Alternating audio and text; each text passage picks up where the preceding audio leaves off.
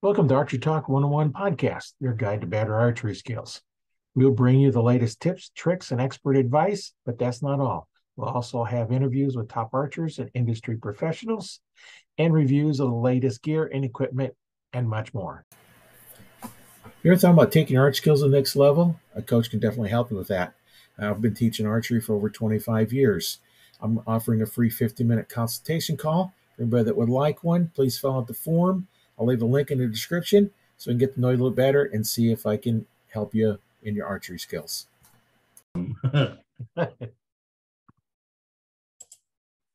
we're going to have an interview with a gentleman from South Africa. It's going to be a real interesting story to see how it differs, the archery over there as it does over here in the United States. Hi, my name is Roy Canterbury, and I'm going to be your host today on Archery Talk 101, and we have a special guest. Welcome to the show. Hi, Roy. Thank you so much for having me. Now, maybe you could introduce yourself and give us a little background of how you got started in archery and what you're doing. Okay. My name is Huthaifa Hassen. I am here from South Africa. If you can say from a childhood, I've like always been into wood and making. I've like been passionate about basically anything to do with outdoors. I've always had a liking to do things the primitive way. I was never a fan of hunting with a gun. I always had this fantasy that no, if I ever hunt, I want to hunt with a bow and arrow, or I want to hunt with a spear, or something that is a lot more primitive. But obviously, as you grow up, you do lose it out quite a bit. And then it took me to a stage where obviously the religion I follow is Islam. I am a Muslim, alhamdulillah. So a part of our religion, there are four sports, or you can say four pleasures, that our Prophet told us that we should like do. And amongst one of them is archery. It is horse riding, swimming, and then the fourth one is archery. As I'm doing my studies, I start to fall in love with archery. Basically, I can actually remember in some of the books, as the lecturer is giving a lecture, and I'm sitting and throwing a bow, and I'm throwing an arrow and a hunting head. And then I decided, no, okay, I think this is a time on my life where I think I need to now actually, take on archery. But obviously, as you know, in South Africa, traditional archery was hardly heard of, hardly to be spoken of. So as I'm Googling archery, I came across a compound, and I saw the price of it, and I was like, no, this is artificial. And then I found on eBay, I found a bow and arrow on eBay.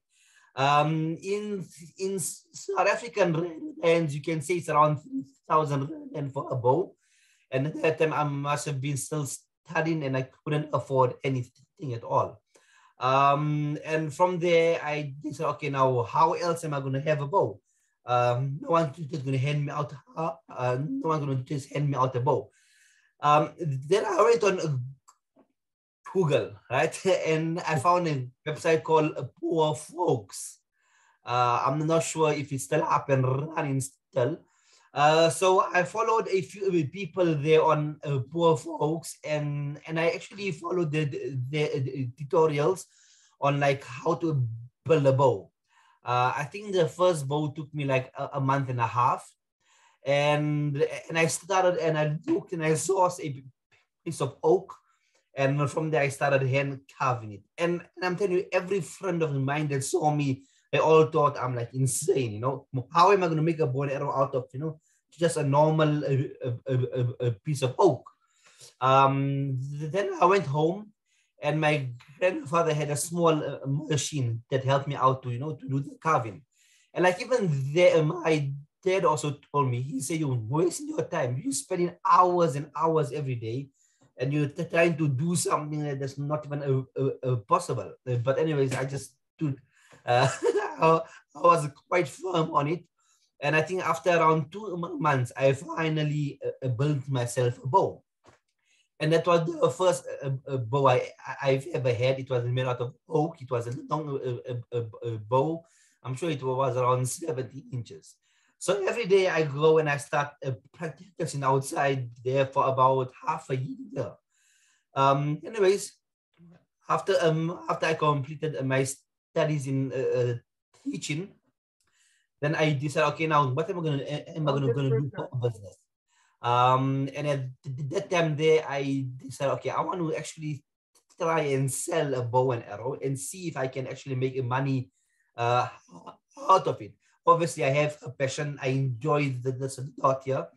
So I built a bow and I built this second bow. And I think this was the hardest part in my life ever, like starting into archery, because now I'm 25 years old. It's now obviously time to settle down. It's time to get a job. And here I'm sitting and I'm making a bow and arrows. And I tell you, my dad was like totally against it. He was every single day, he used to just shout at me and he used to like be on my case every single day. So the very first bow I had, I did this, okay, now it's time to actually sell a bow. So I can actually see if I can make money out of it, and also to prove to my dad that, you know, I can do something out of it. So 2 months of hard effort, and I sold the bow for, if you can say in US dollars currently, you can say I must have sold the bow for around 50 to 60 bucks. 2 months of hard effort, but obviously it was now to show my dad, like, you know, that I can make a bow, and from there I can sell a bow, you know. And praise the Lord, I managed to make a few more other bows, but obviously they were all self bows, and I managed to sell one or two, and finally I think my dad was now convinced, like, you know, that now I will be able to actually do something out of it then. So then the first time ever I had around 8 bows at me, all self bows, and I took it to a flea market there. And as I'm at the flea market and I'm advertising it, but there's no interest at all. So a lady came up to me and she told me that, listen, yeah, why don't you start to teach archery? You know how to shoot a bow and arrow. There is no one here in SA who is willing to come out here, you know, teach our kids archery. And then that time it struck me that, no, this is something, you know, that I can actually get into.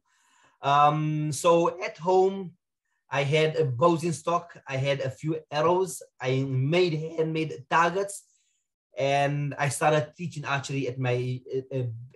I started teaching archery behind my house.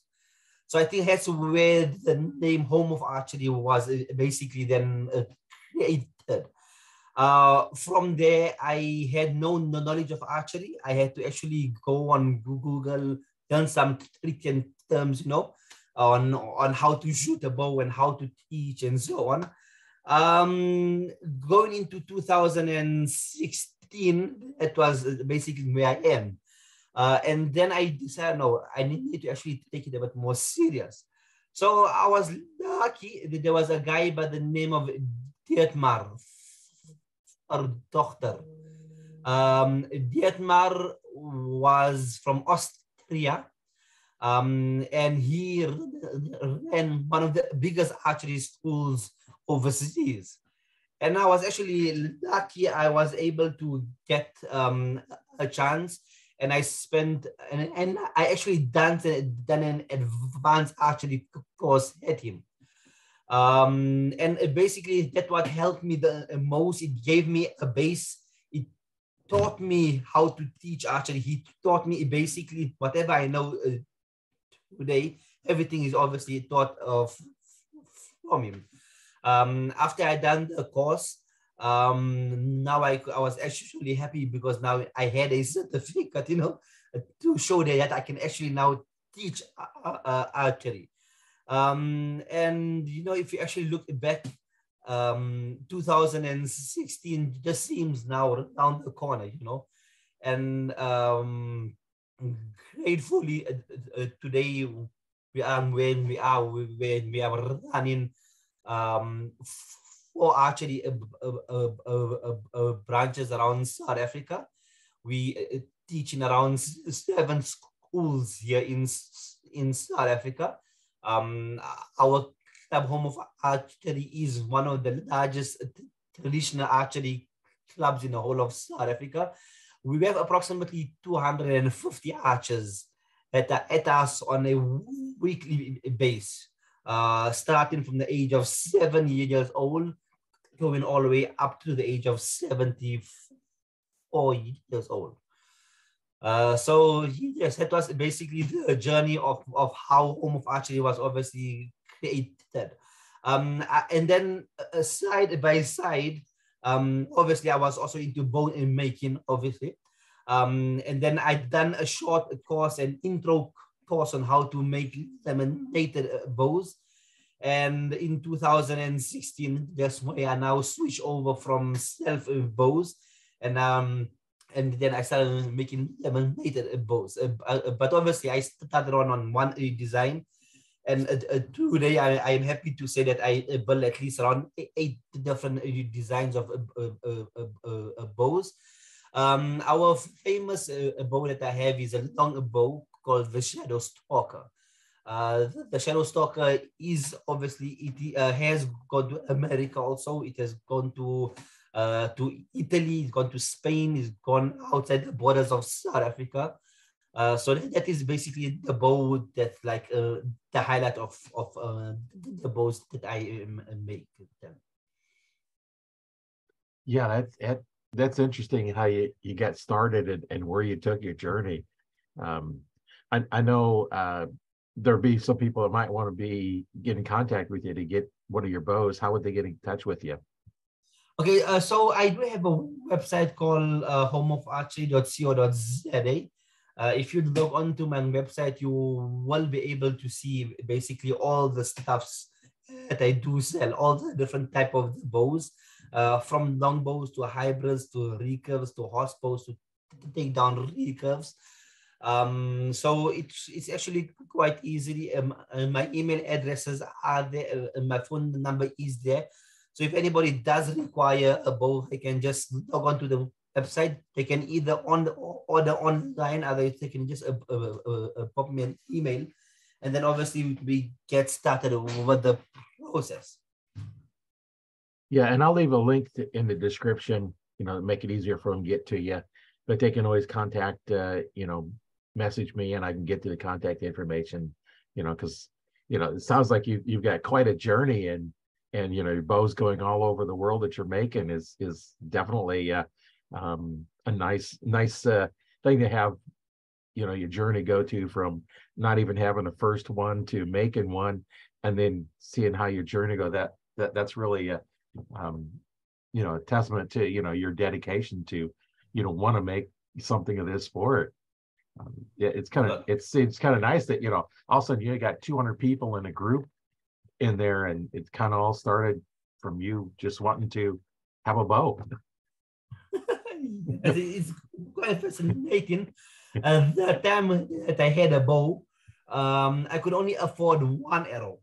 I had one arrow that my sister, she managed to order it for me, and basically I was left for the shooting with one arrow only. And then if I look back, when I start off, I had a arrow, and today I'm sitting and I'm supplying basically a majority of South Africa with arrows. So yeah, it's always good to reflect at the beginnings of. Yeah, from one arrow to hundreds of arrows. Yes. Yeah, that's quite a journey in your archery. I see a couple bows in the back, and are those couple that you make then? Yes, those are the bows I made. They extremely old though. They're from 2018, I think so, 2017. I use those for for teaching, archery. Here in South Africa, when I started taking up competitions, I think I was the only Indian person, basically in the whole of the IBO of South Africa.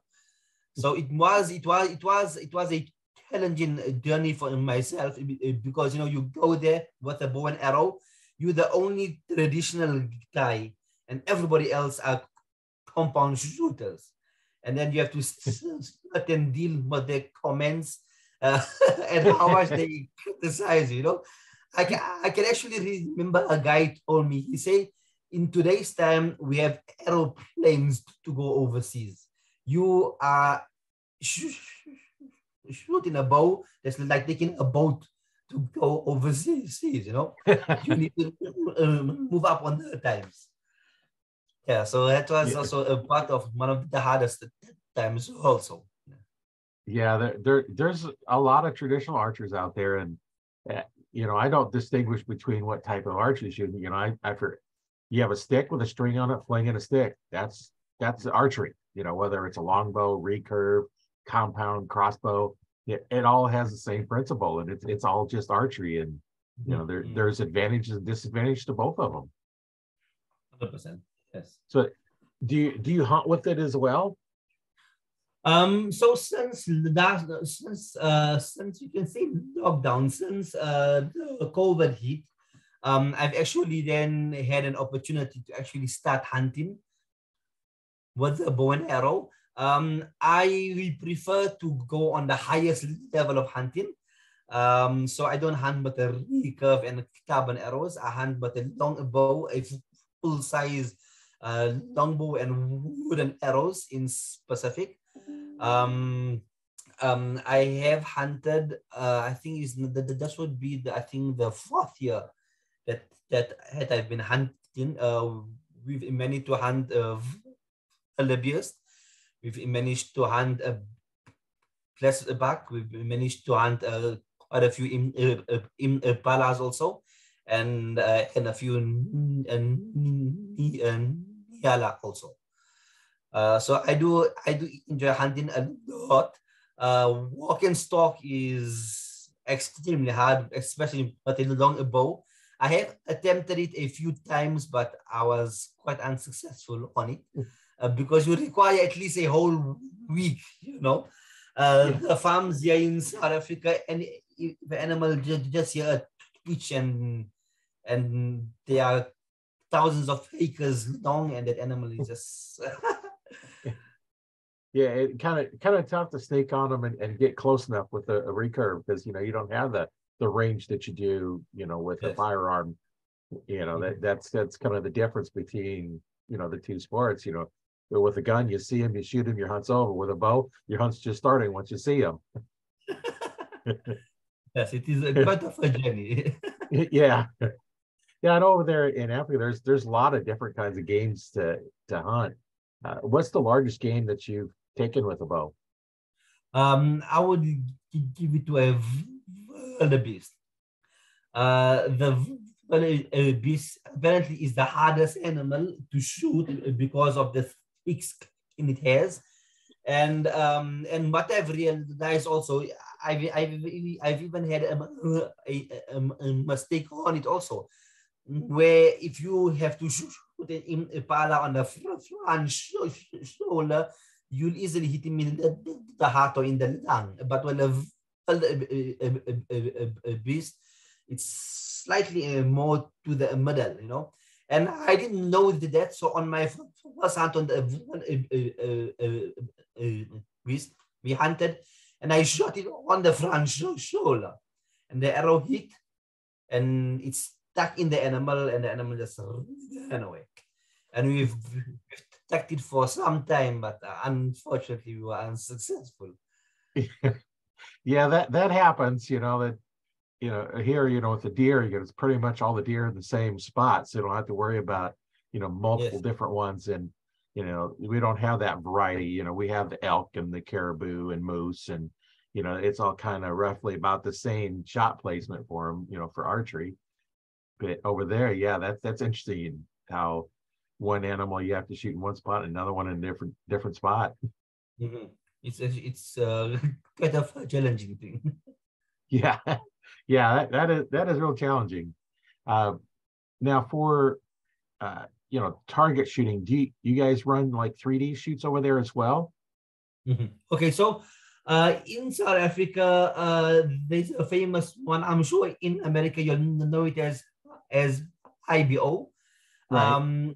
We also have a similar thing as IBO. Also, it is actually also called IBO, and from there it does branch out into ABO, so African Bow Hunting Organization. So that's an organization in South Africa that gave us the whole 3D experiences. It's based on a hunting setup, so you only allowed one arrow per 3D animal, and you shoot 20 targets at a time. So the essay to qualify for your South African colors or for your South African national colors. ABO is one of those organizations that do a stars also. ABO is basically the most common competition for 3D. And from home of archery, we try and go as much as possible for the ABO comps, obviously to be as an introductory to those who are coming up into archery also. And then obviously for ourselves, for the competition, for the enjoyment of it, we take quite a bit in the 3D. I shoot it quite a bit. In South Africa, I've shot like so many from 2018. I've been like the champion of the South Africa in ABO. So as you can see, it has even the 3DI thing there. So, but longbow, I've been the national champion in 2017, 2018 to 2020, 21, and 22 also. There's not a much competition where I can have like at least 20 or 30 to shoot against. There is a much smaller comp because of longbows and wooden arrows. Basically, in the whole of South Africa, I'm the only supplier that actually supplies wooden arrows in the whole of South Africa. So like that, you can also see that there isn't a much competition between the longbow shooting.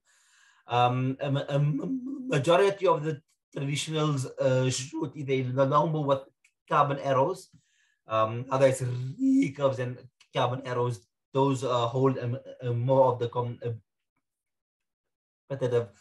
side in traditional archery. And then from this year, Huthaifa has also started up with 3D shoes also.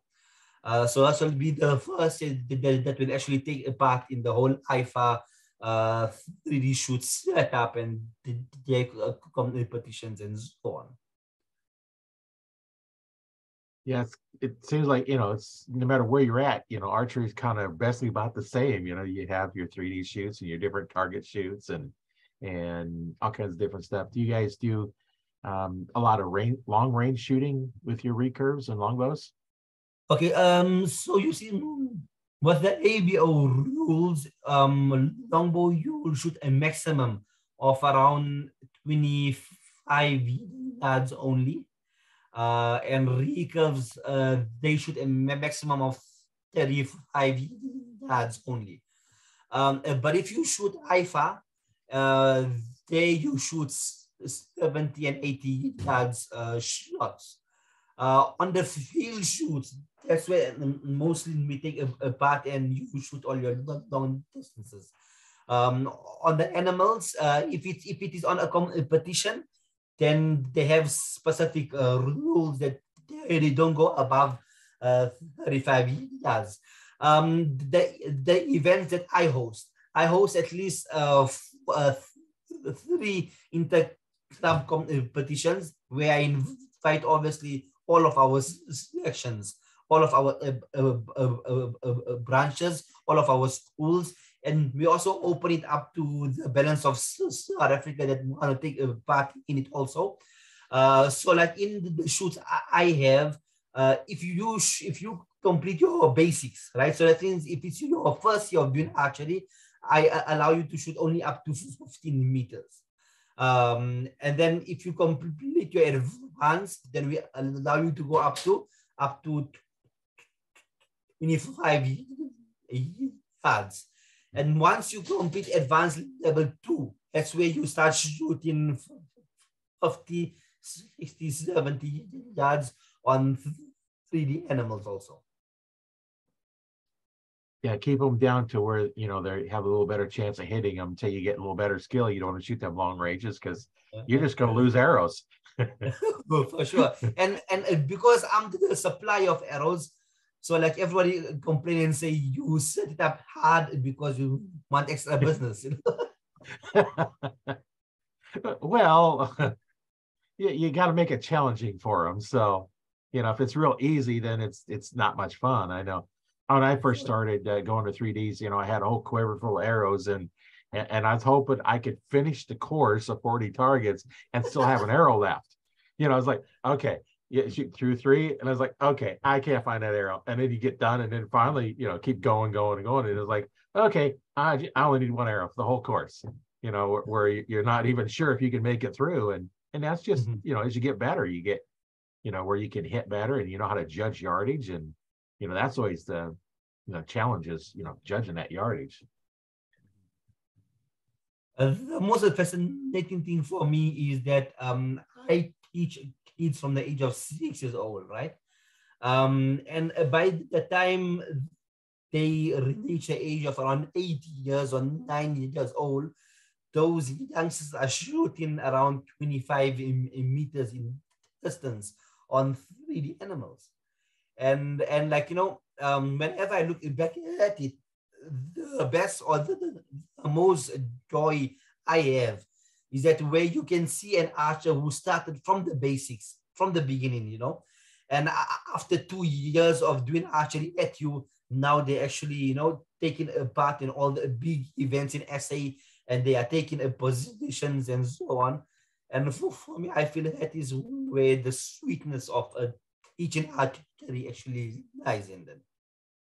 Yeah, I know what you mean. I became an archery instructor in 1995, and you know, I've taught lots and lots of people how to shoot, and it's so nice when you see maybe I mostly teach compound. I do teach some recurve, but mostly just compounds where I focus my coaching on.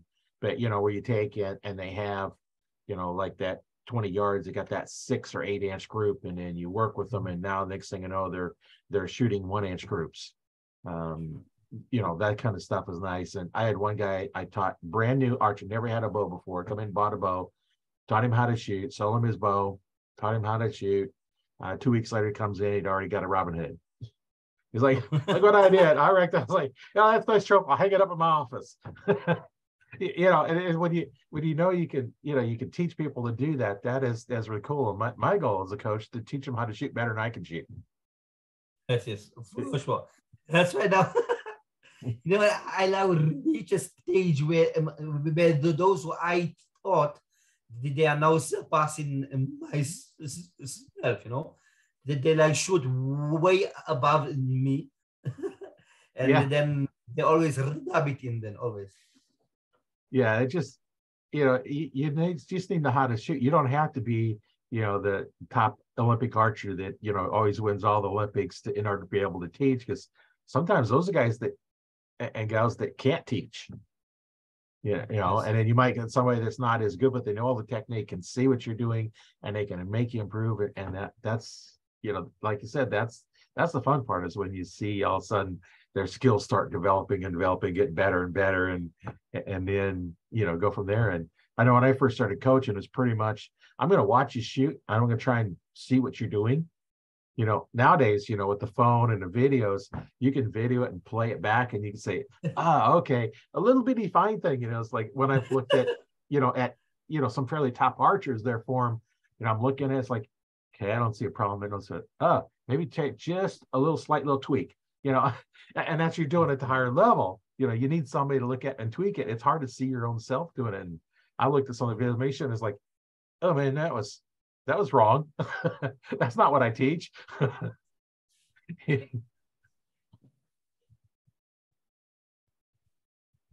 Yeah, that's what would you say to a new archer that wants to get into archery?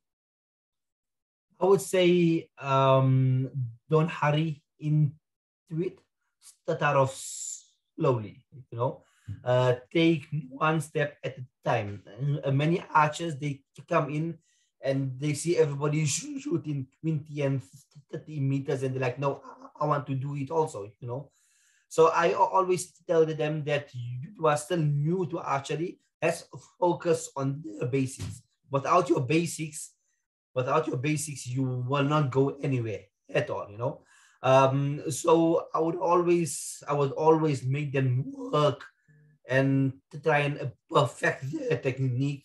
If they got excellent technique, they can shoot 20, 30, and 40 meters quite easily. But if they don't focus on your correct stance or your correct anchor or your back tension, then no matter how much you can practice, you'll always have issues on the stances.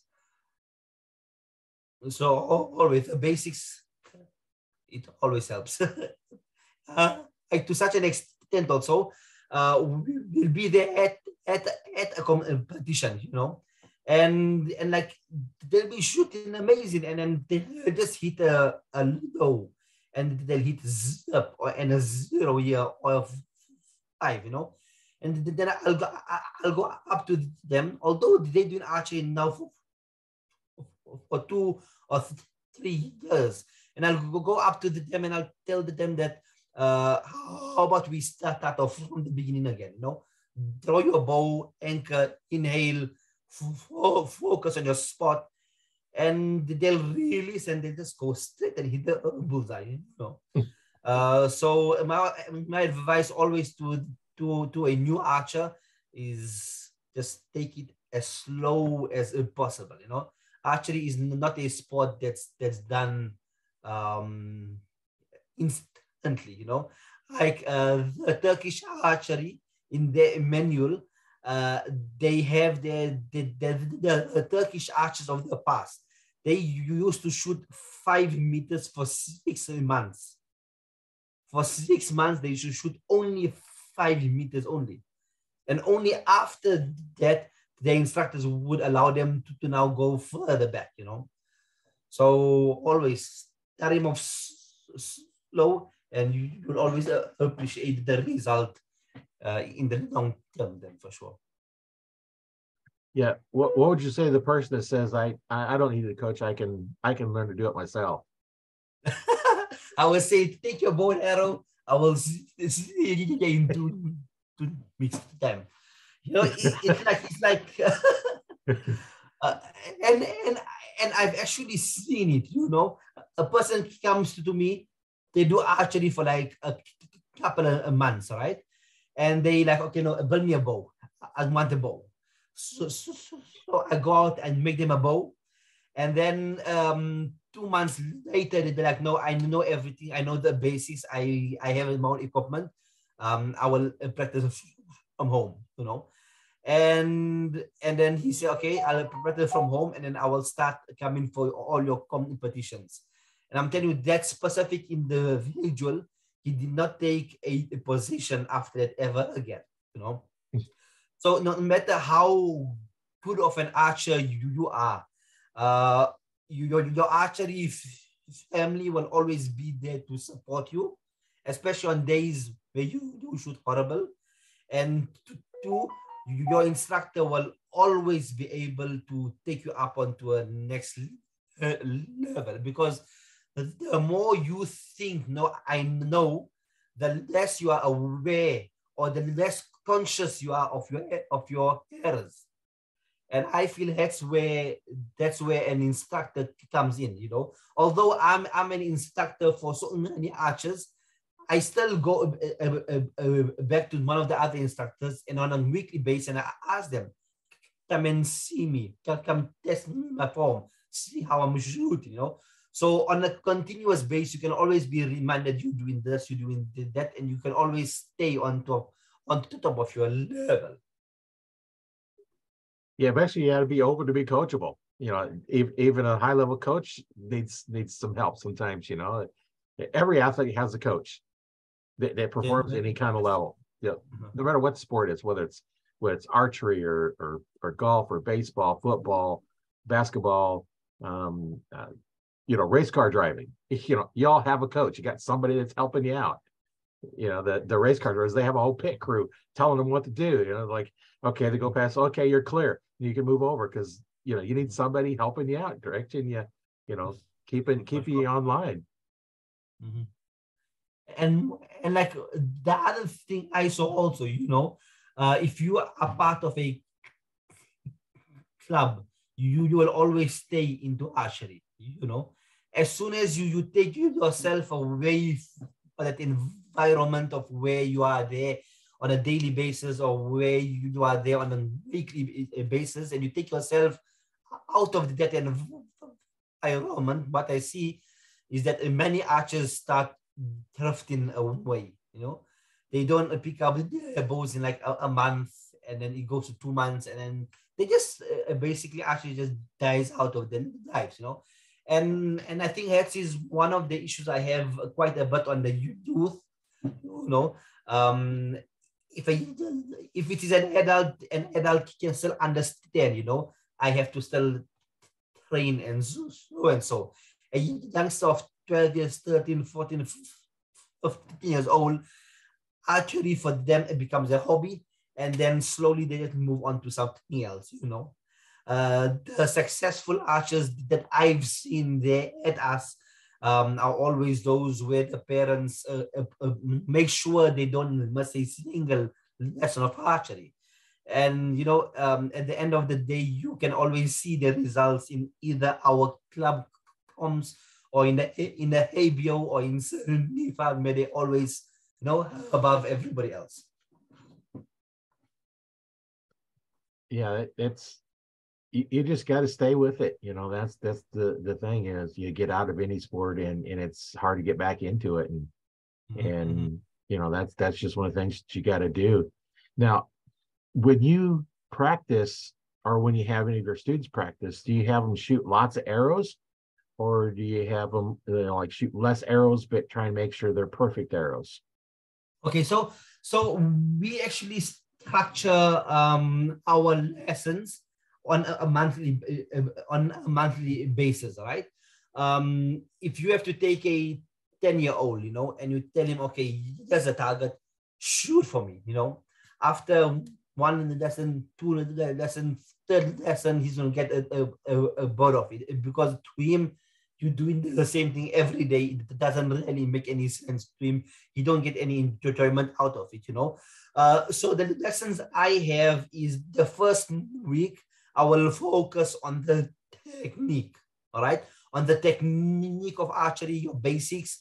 We'll slow everything down to such an extent where I'll even take a whistle, and I tell everybody, okay, throw your bows and anchor. And each archer has to hold it there for at least the amount of the duration I blow the whistle again, you know.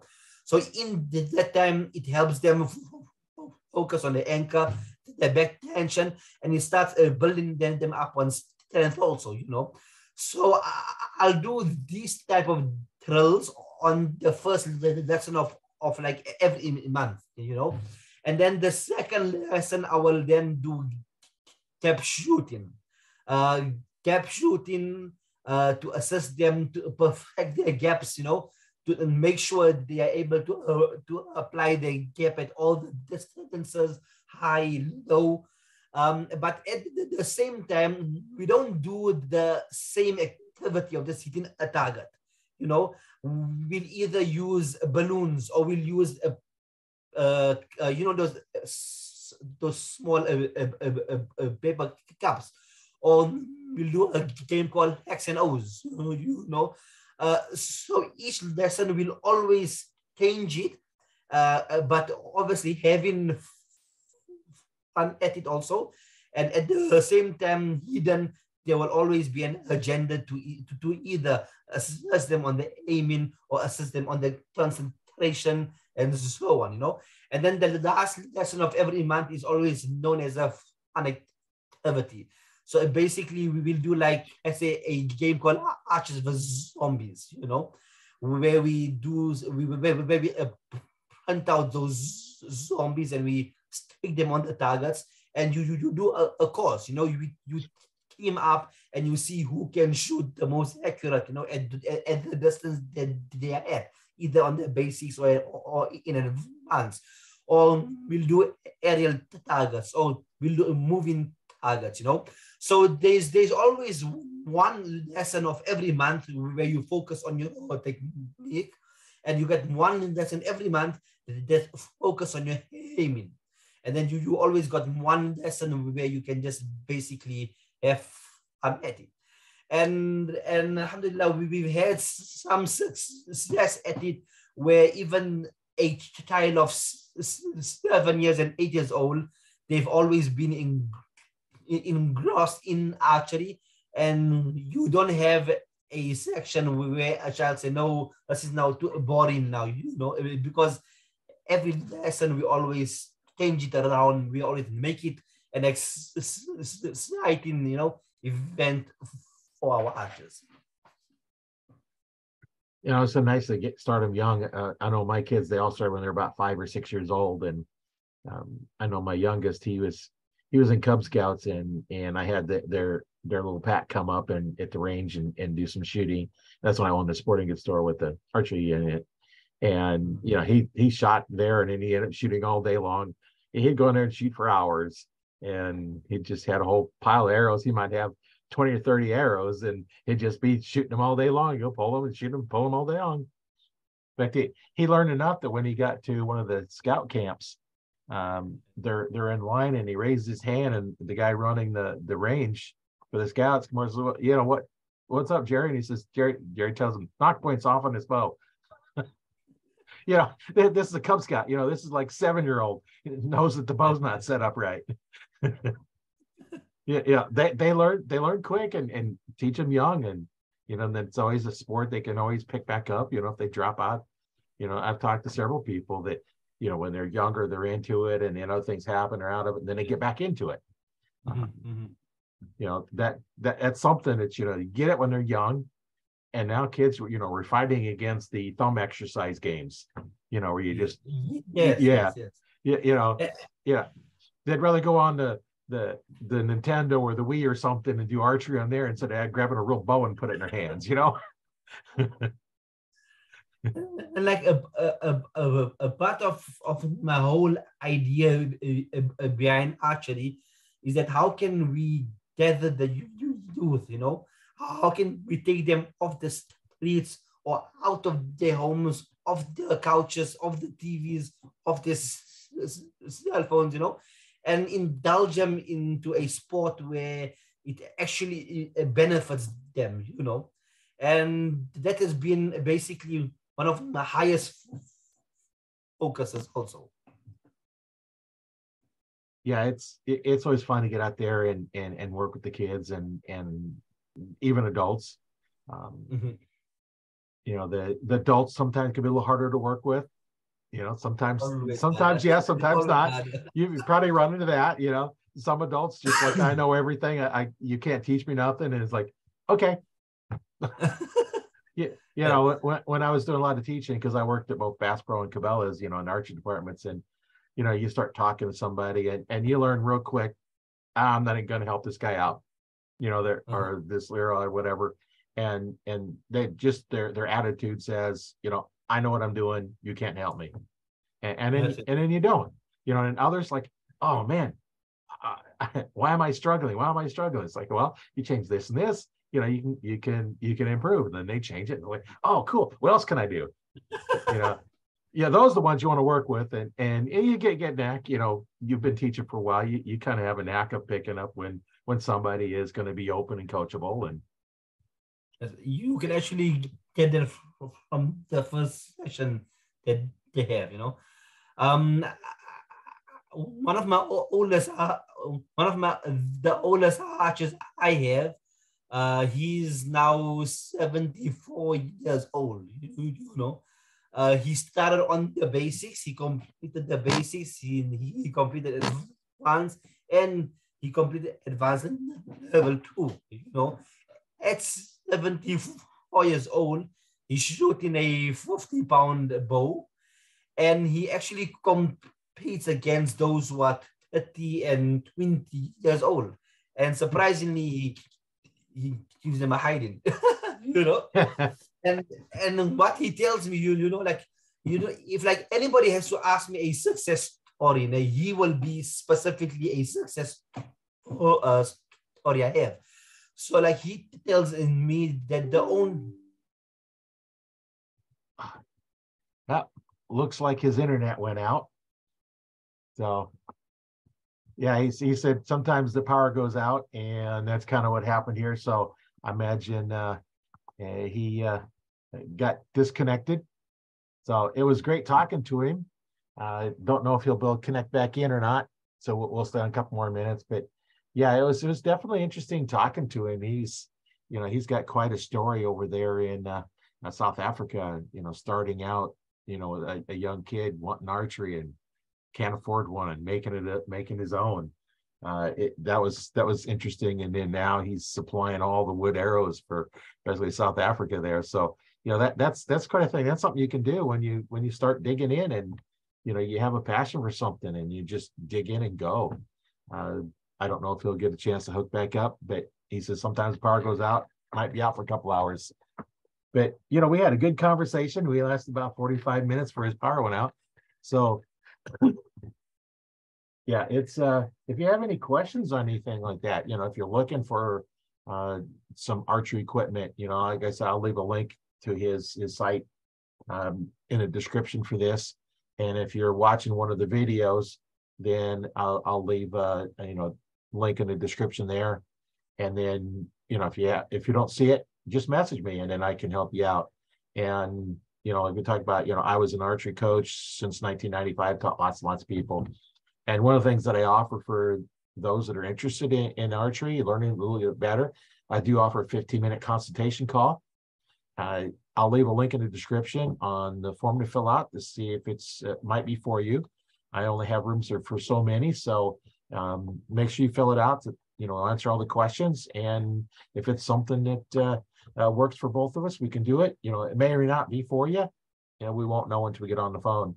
So once again, I'll leave that in the description. Been really great talking to him.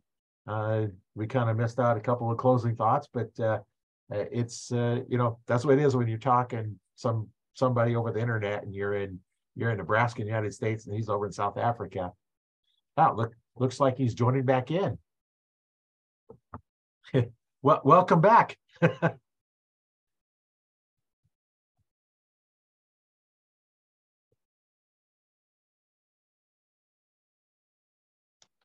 Hello? Yeah, hello, welcome back. Thanks a lot. I apologize. The electricity issues were horrible.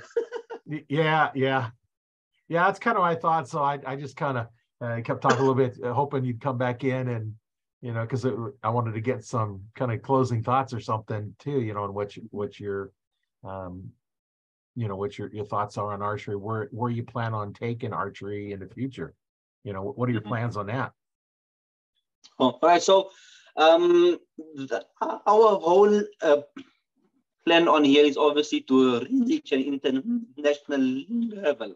All right. I'm sure you've heard of Henry Bodnik, where Henry Bodnik has reached a stage where he goes out and he offers training, and at the same time he hosts events and competitions. So the whole my plans for future is how can I get our home of archery archers, the archers of South Africa to actually move on an international level where they are able to go overseas and compete with the overseas competitions to come to America to shoot IBO. So that is basically what I am now working towards. It is quite challenging here in South Africa because the facilities we have, the access to archery and archery equipment is extremely limited.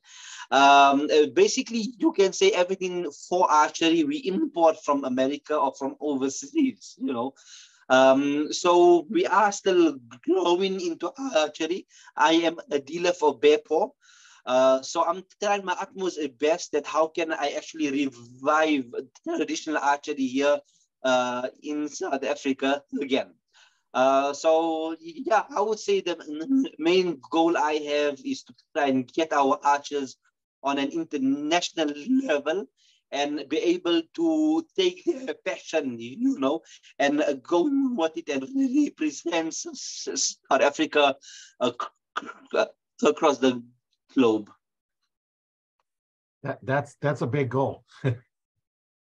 You got to have big goals, right? They always say if you dream for the skies, you'll always reach the skies.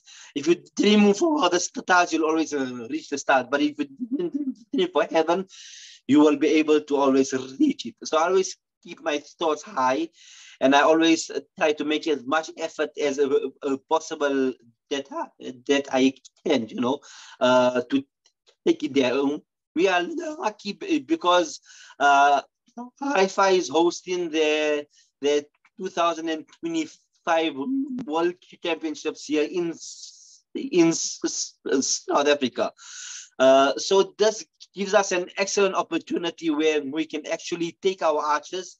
Now, instead of going to London or to USA or to Belgium, we can actually take our archers here in South Africa, and put them on an international field, and at least give them this opportunity to actually, shoot against or to shoot in a international competition.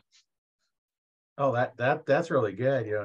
You said 2025 would be coming to South Africa. That's a good goal for your archers to work for. It's like, hey, we've got a couple more years, and it's gonna be right here in our backyard. Let's get ready. Everybody push each other. Once we heard about it, and I've started now making efforts on it. Every single archer I have that didn't even want to take a part in comps and so on, they now so enthusiastic about it.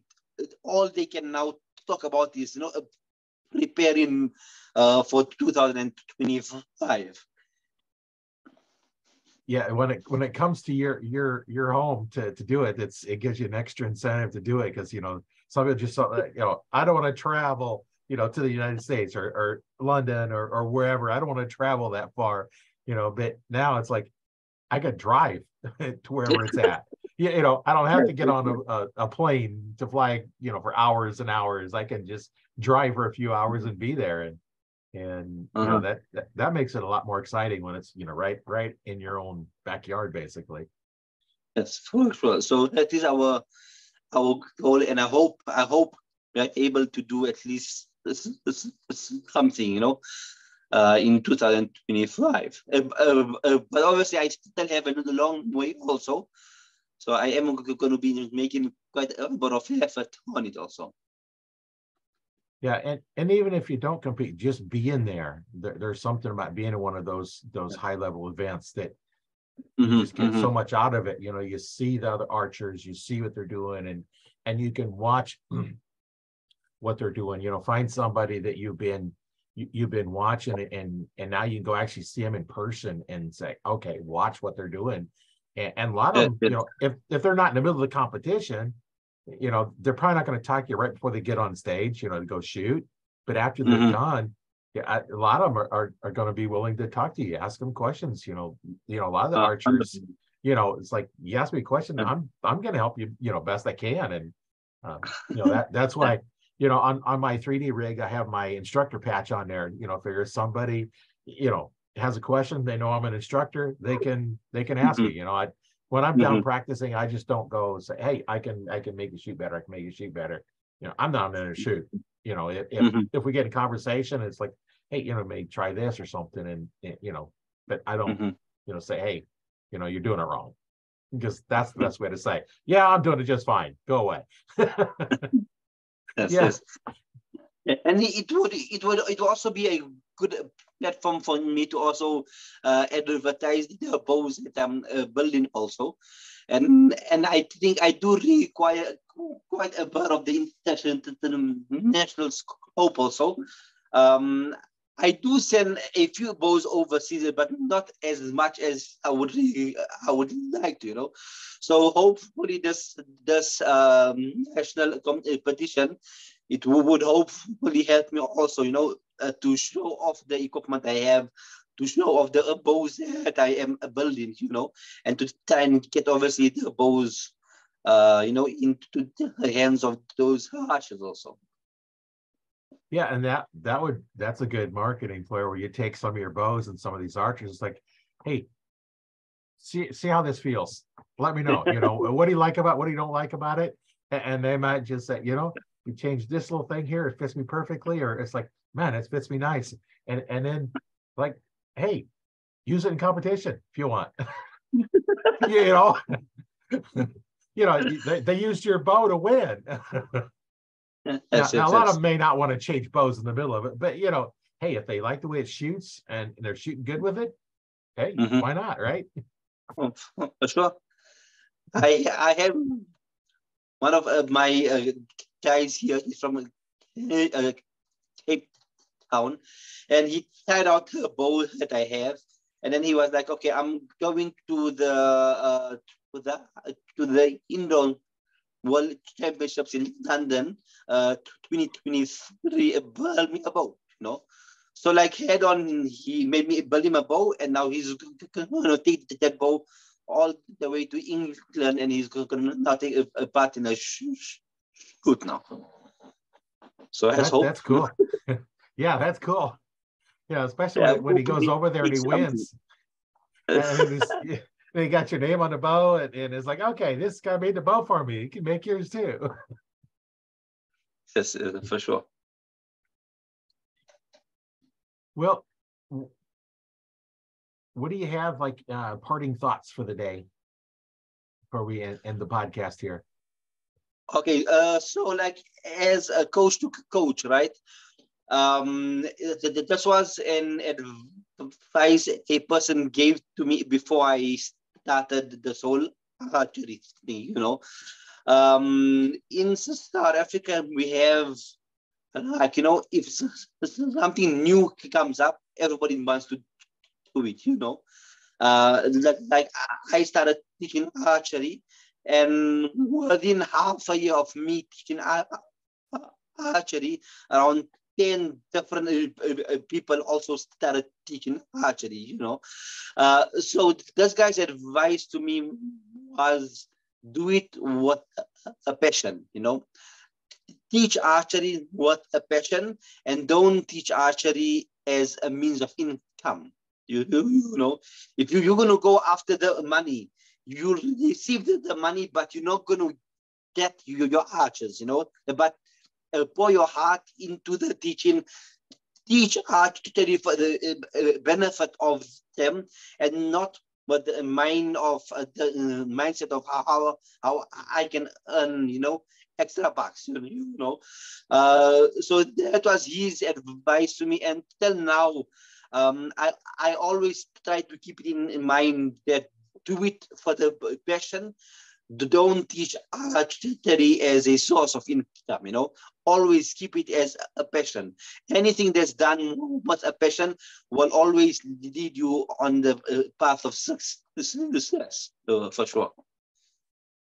Yeah, that's so true. You know, if you chase the money, then once you get the money, then there's no residual. You know, you need to go out for your passion, and and that's what one of the reasons why I started the podcast was, Arch Talk 101 is the podcast name, because it's for, I started out, here's my very first podcast was, what do you need to know before you go to the archery store, and then progress along there and helping archers out. That's the whole thing on here. And in a podcast, eventually you'll get monetized, or you'll get a little bit coming in, but the money's not, you're not going to retire on it. Just little extras, but mostly it's, providing value to everybody else. And the same thing with the Arch Talk 101 Facebook group, which I also have that one. And it kind of all ties in together. And, that one there, I encourage people to, when they join the group, upload a video of your shooting. Somebody's going to give you a critique of your video. Because we have people in there like me that I've been teaching for 25 years, and we got other instructors that have been teaching longer. We have new instructors learning new techniques, and there's always new techniques coming in, and what works for me may not work for you, may not work for somebody else. They're all different. So we have somebody in there, in what I say is, find a coach that you like and stay with that one. Don't change around, because if I teach you one way, you teach a different way, someone else teach a different way, now you're so confused, nothing works. So that's it's all about providing value to archers, and in the group I have it so that you're not going to post any links. The only links I'll allow is links to archery events, because that's promoting archery. So if you have a flyer for your archery shoot, you can post in the group, and anybody that's in a group that's in South Africa or can make it there would go to the group. You could go learn about it. In the group I have people all over the world. There's countries that I have to Google map it to figure out where it's at, because I've never heard of them. So they're all over, United States, Canada, South America, China. I think I got some Russia and Ukraine, and I don't even know all the countries it's in there. And that's the thing is, you're in South Africa, and we have a common, something we're both passionate about. And that's the nice thing about archery is, if you're an archer, you're automatically a friend. Right? We get together in person. We're gonna have a lot of stuff to talk about, and then I can teach you what I'm doing, you can teach me what I'm doing, and then we both get better that way. And that's the thing. I've talked to several archers. They go in and they're high level, and then you get somebody that's a really high level archer, and they're willing to help them. It's like we're all just about helping each other get better and better and better, and it's that helping somebody else. They're not doing it for money. Now, as coaching, we get paid to coach, but that's a dedicated time to them. But we're still trying to provide more value than what they're paying for. That's just the way you want to work at it.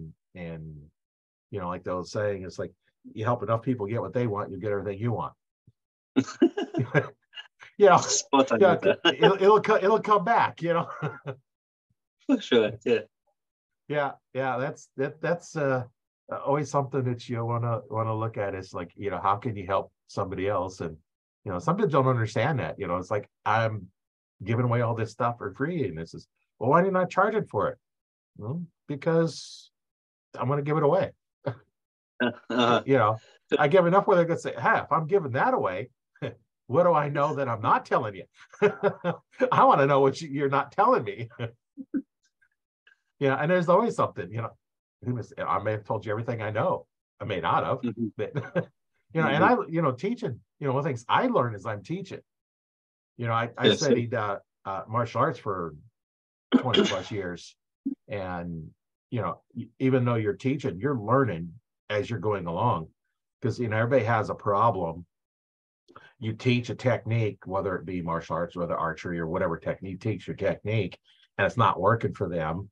And then we go in and say, okay, if you keep telling them the same thing, they're never going to get it. So now you got to figure, okay, how can I tell them to do the same thing, but tell it differently? And then it's like, you go a different path. Oh, and it clicks with them.